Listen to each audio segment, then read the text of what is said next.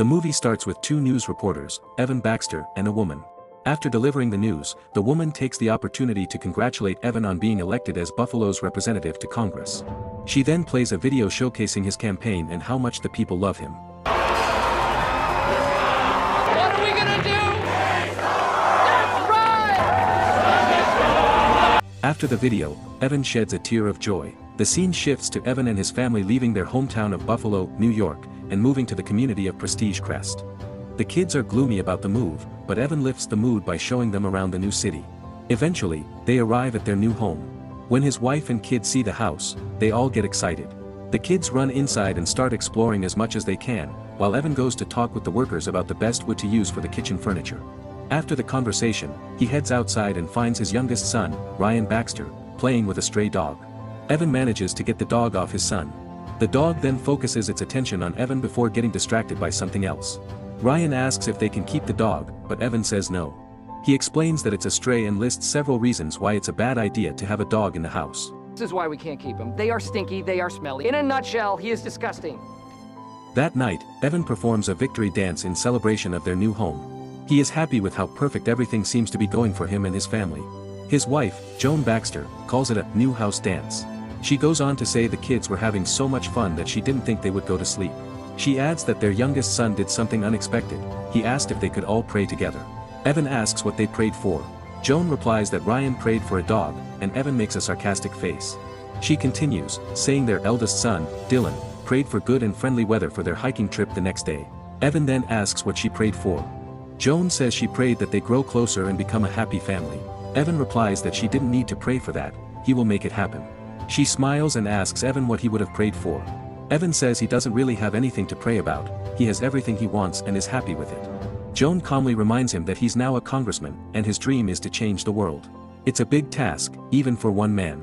Later that night, Evan watches the news about his recent success and hears a reporter say that Evan is trying to succeed where others have failed, wishing him luck. He turns off the television and gets on his knees to pray.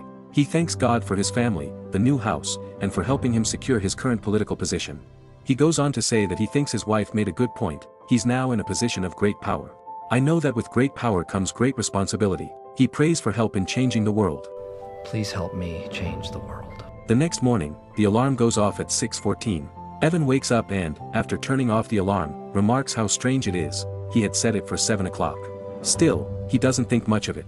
It's his first day at work as a congressman, and he takes his time getting ready.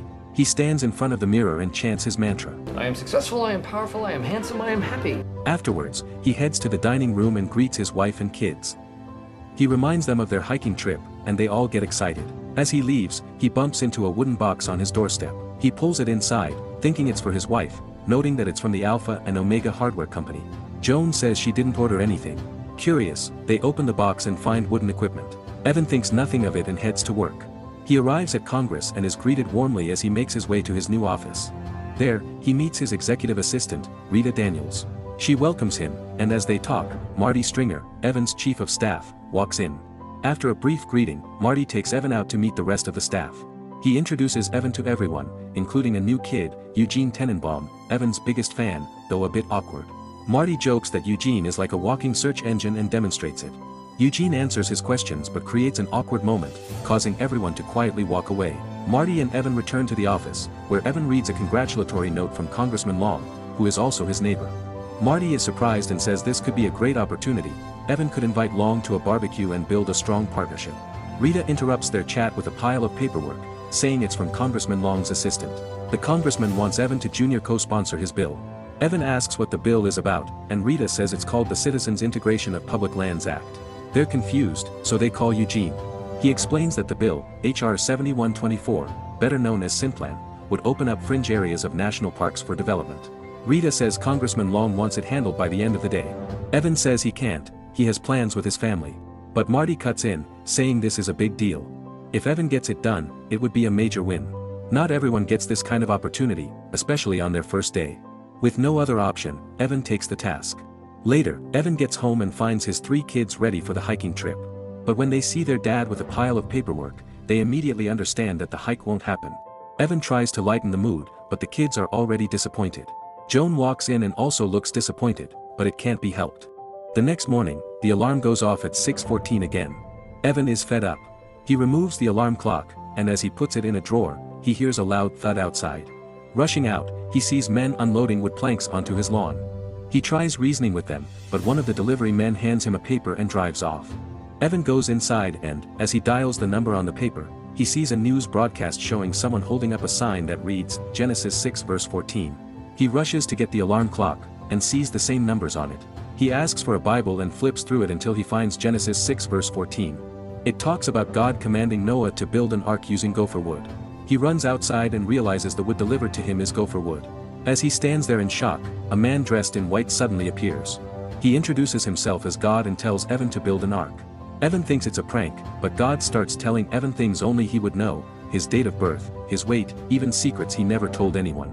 God also mentions that Evan is always obsessed with his appearance. Though shaken, Evan still doesn't believe him. On his way to work, he chants his mantra about being successful and handsome. Suddenly, God appears in the back seat. Evan loses his composure. He spots a policeman and tries to report the man in his car, but when the officer turns around, he has God's face.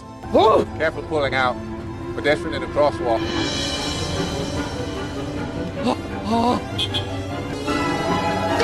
Evan completely loses it.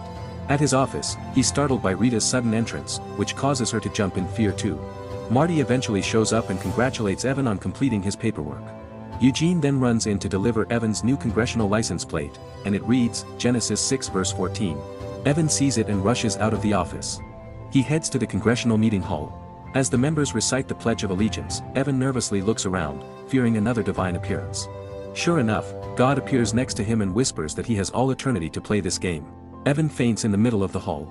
He later regains consciousness and meets Congressman Long, who formally introduces himself. Long mentions that Evan fainted during the pledge. Evan apologizes, but Long reassures him that it's okay. Long asks how Evan likes his new office. Evan replies that he does and begins to ask about the bill, but Long tells him to save it for later. He advises Evan to get some rest and leaves. As Evan pulls himself together, Rita and Marty enter the room, having heard that he fainted. Marty scolds him, "You can't faint during the pledge. It's un-American." Rita says the doctor is here, and when Evan turns, he sees God again. God calmly tells him to go home, get some rest, and start working on the ark. Then God walks out, Evan faints again. At home, Evan reads the story of Noah and recalls how God warned Noah about an upcoming flood. Noah, along with his wife and 3 sons, built the ark. Evan glances over at his own wife and 3 sons, noticing the similarities. As he continues his research, Joan walks in and asks what has captured his attention. Evan lies, saying it's the bill sent by Congressman Long. Joan says she understands and guesses that Evan must be freaking out.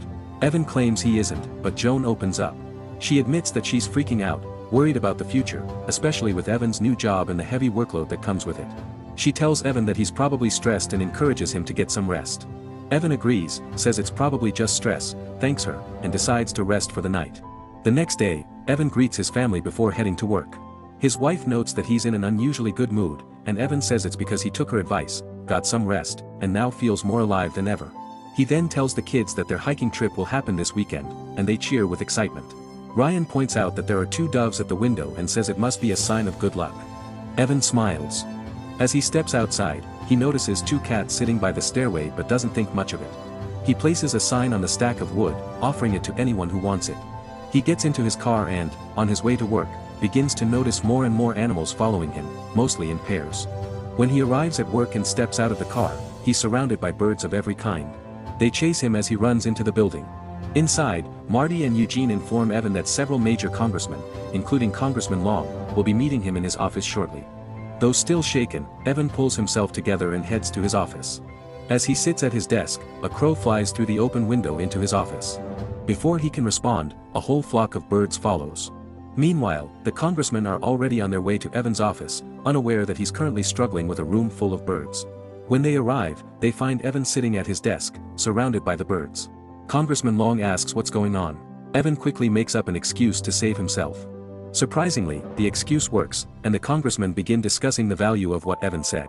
They leave the office satisfied. Long is impressed by Evan's performance but warns him to keep the surprises to a minimum before walking out. Marty praises Evan, but Evan interrupts him. He instructs Rita to open the door and close it immediately after he runs through. Evan dashes out, and they slam the door shut, causing the birds to fly away. Evan gets back into his car and heads home, but 2 buffaloes block the road. 2 sheep sit in his back seat, and 2 raccoons climb into the front seat. Snakes crawl onto his shoulders, and a spider makes its way across his face. Evan steps out of the car, shaking off the snake and the spider. He opens the trunk and removes the sheep. When he finally gets home, even more and larger animals surround him. Evan throws his hands up and asks why God is doing this to him. God suddenly appears beside him and calmly commands the animals to go back, saying, "It's not time yet." Now convinced, Evan asks if he's truly God. God responds, "Do you want me to show you more proof?" Evan says he has enough. Evan then asks why he was chosen for this task. God replies that Evan wants to change the world, and so does he.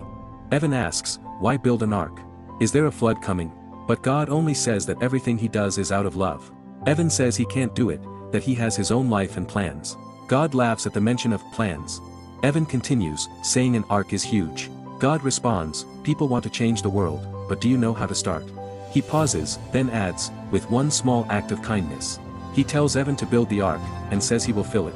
When people ask what Evan is doing, he should simply say, I'm building an ark. God hands Evan a manual.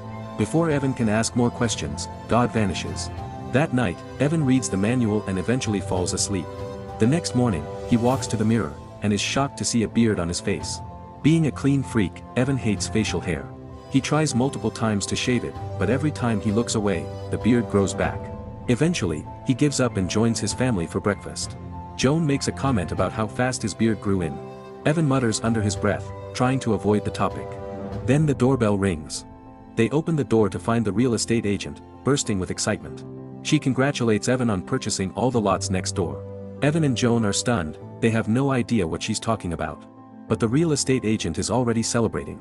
Back inside, Joan confronts Evan, demanding to know where he got the money to buy 8 lots of land, and asks what he plans to do with them.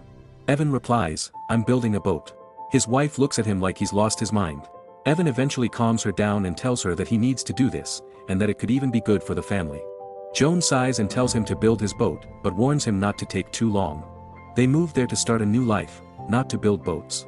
After she leaves, Evan looks outside and sees more trucks arriving with wood for the ark. The scene shifts to Evan and his 3 sons. He tells them that this weekend, they're building a boat. The eldest asks if that means they won't be going hiking. Evan replies, yes. He explains that this coming weekend, and every weekend after, will be dedicated to building the boat. He tells them to get ready for work. They begin construction, but it doesn't take long before Evan hurts himself, falling and breaking his fingers repeatedly.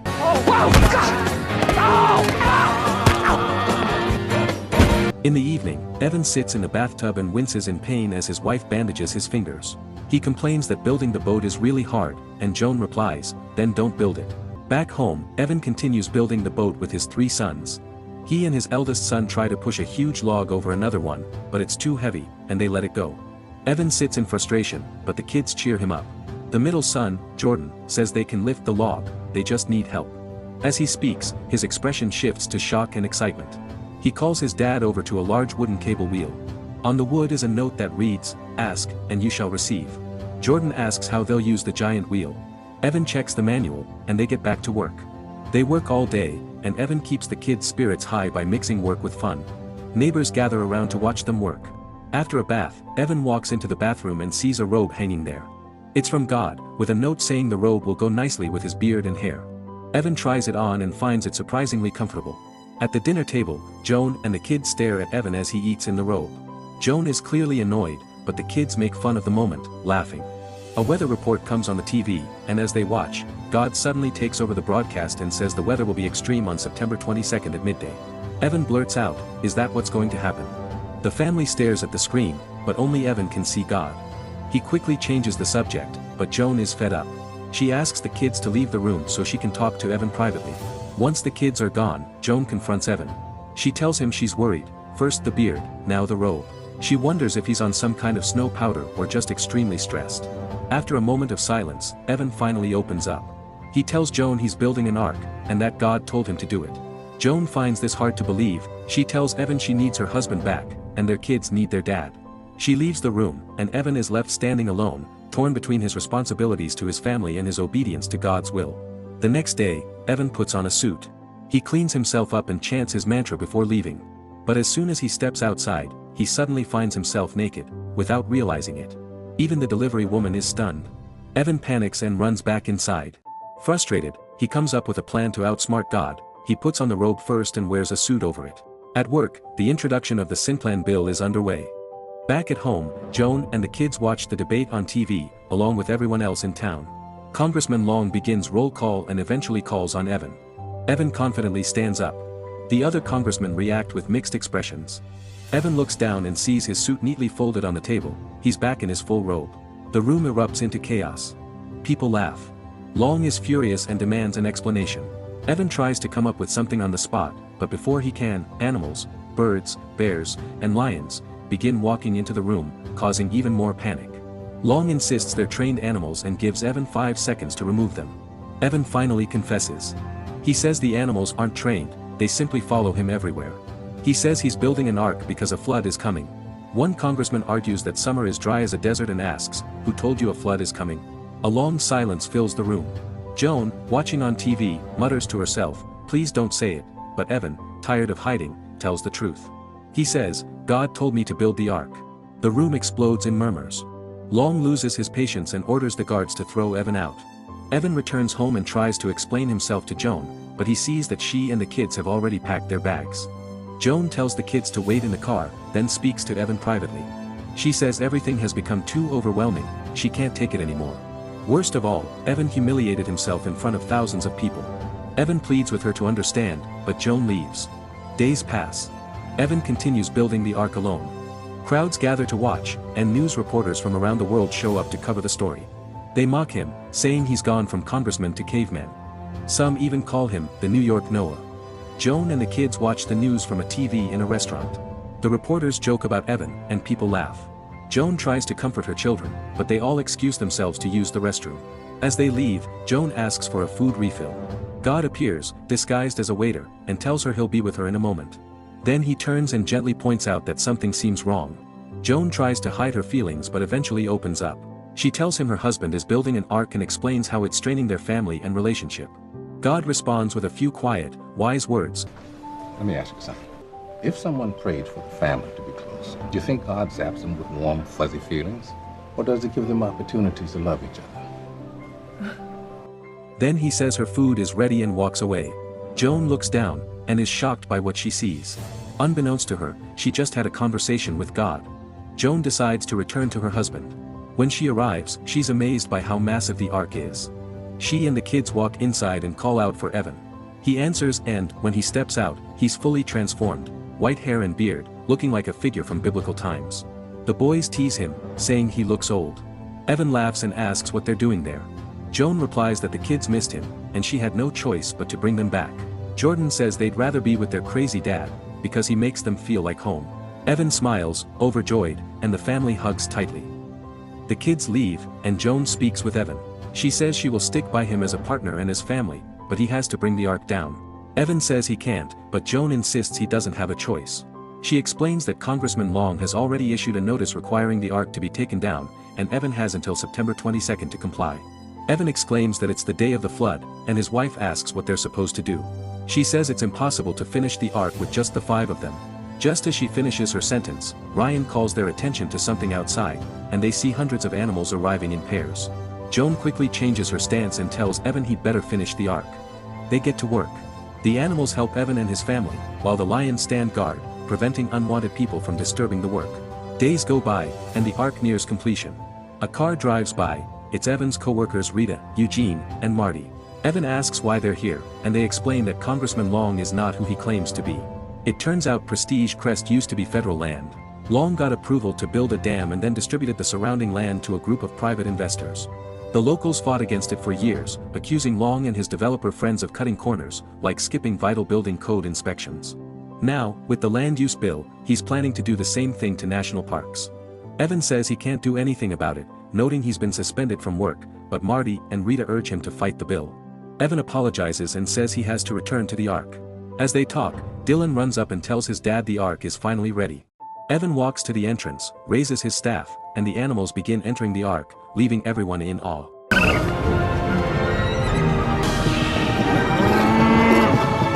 Joan and the kids join Evan, and they all walk into the ark.